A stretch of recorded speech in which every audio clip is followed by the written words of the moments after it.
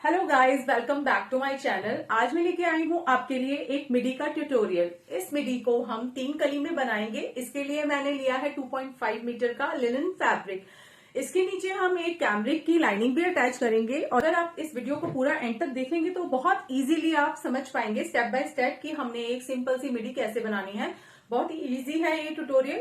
और अगर आपने मेरे चैनल को अभी तक सब्सक्राइब नहीं किया है तो प्लीज जाके सब्सक्राइब करिए, बेल आइकन पर प्रेस करिए ताकि आने वाले सभी वीडियोस की नोटिफिकेशन आपको मिलती रहे और आप भी इजीली मेरी तरह डिजाइनर ड्रेसेस बनाते रहें। चलिए इस प्रोसेस को शुरू करते हैं। हमने एक ब्राउन पेपर ले लेना है। इसको डबल फोल्ड करके इसमें हम योक पार्ट की लेंथ निकालेंगे जो कि 14.5 प्लस 1 इंच मार्जिन 15.5 पर हमने निशान लगाया है। शोल्डर पार्ट के लिए हमने 7.5 इंच पे निशान लगाया है। जो भी आपका शोल्डर है उसका आप हाफ करके मार्क कर लीजिए। उसके बाद हमने गले की चौड़ाई 3 इंच रखी है। वहाँ से हमने जो आर्मोल की लाइन है उस पे 1.25 इंच का ड्रॉप लिया है और इस तरह से लाइन खींच ली है। इसके बाद हमने आर्मोल का निशान लगाना है जो कि 7 इंच रखा है क्योंकि ये कट स्लीव फ्रॉक बनेगी।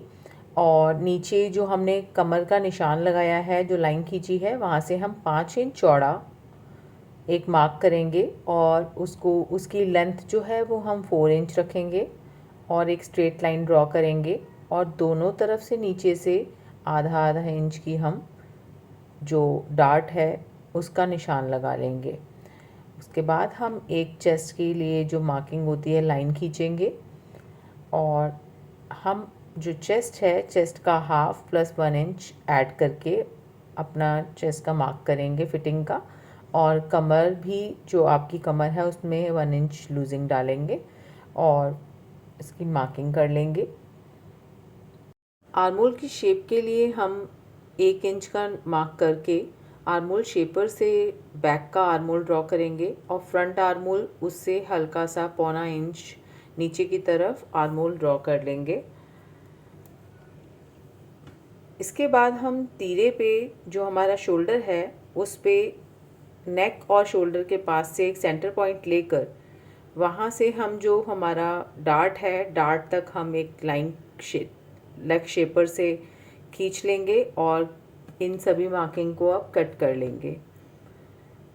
इस तरह से हमारे जो फ्रॉक बनेगी बहुत इजी हो जाएगा और आप इस ड्राफ्ट को संभाल के रख सकते हैं और कभी भी किसी भी योक पार्ट वाले पैटर्न्स में यूज़ कर सकते हैं। इन दोनों पार्ट में हमने 0.5 इंच का मार्जिन रखना है। जब हम इसको फैब्रिक पे अटैच करेंगे तो हमने 0.5 इंच एक्स्ट्रा।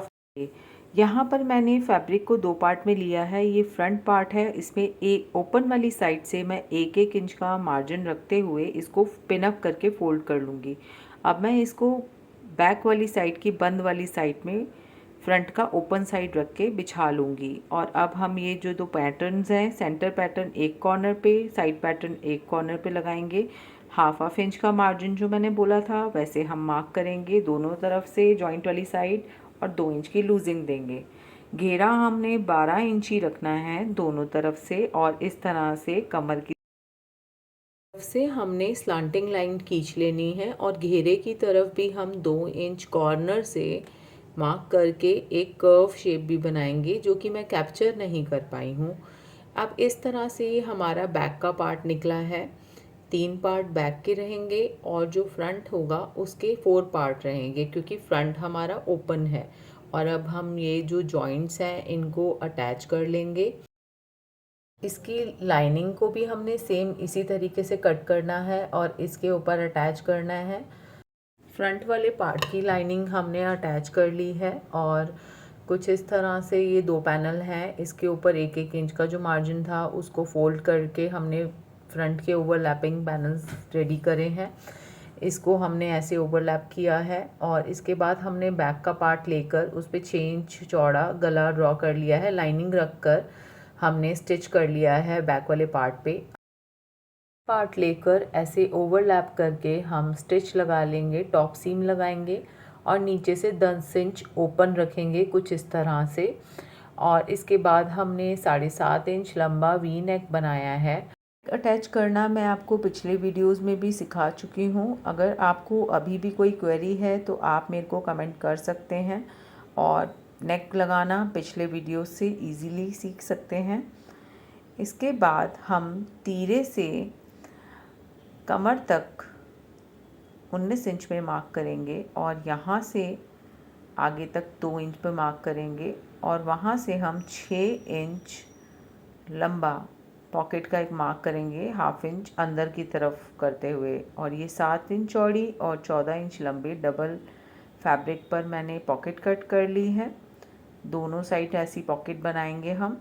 मेरे पास फ्रॉक का फैब्रिक कम बचा था तो मैंने इसको इस तरह से थोड़ा सा अटैच कर लिया है, और इसकी राउंड वाली साइड ऊपर रख कर और 2 इंच के गैप छोड़ते हुए हमने ये 6 इंच की जो पॉकेट की शेप बनाई है इसको स्टिच कर लेंगे, और इसके कॉर्नर्स हल्के हल्के कट करके ऐसे पीछे की तरफ पलट लेंगे इसको, और इसके ऊपर दूसरा फैब्रिक रख कर पूरा राउंड में ऐसे करके हमने स्टिच लगा लेना है। और ये हमारी दोनों साइड पॉकेट्स लग चुकी हैं।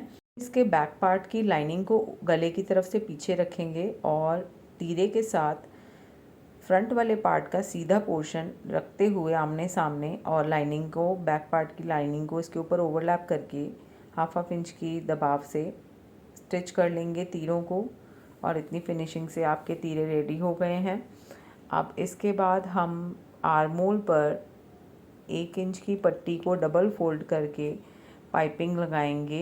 आर्मोल्स को रेडी करेंगे। दोनों आर्मोल पे हम इसी तरह से पाइपिंग लगा के हल्के हल्के नॉचेस लगा के कर्व को फिनिश करेंगे, और फिटिंग के निशान लगाकर अपनी मिडी को फाइनल टच देंगे। पॉकेट्स को बहुत सावधानी से लगाना है आपने। जो आपने वो स्टिच लगाया है, पॉकेट का मार्क करा है, उसको हाथ से टच करते हुए, चेक करते हुए कि वो कहीं आपकी सिलाई में दब ना जाए।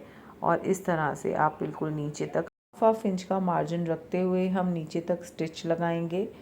इस स्टिच को लगाने से पहले आप लाइनिंग को भी नीचे से 1-1 इंच का फोल्ड कर लीजिए, और मेन फैब्रिक को भी 1 इंच का फोल्ड कर लीजिए। इस तरह से घेरा रेडी हो जाएगा आपका। गोल्डन बटन लगा के मैंने इसको फाइनल टच दिया है। देखते हैं इसका लुक।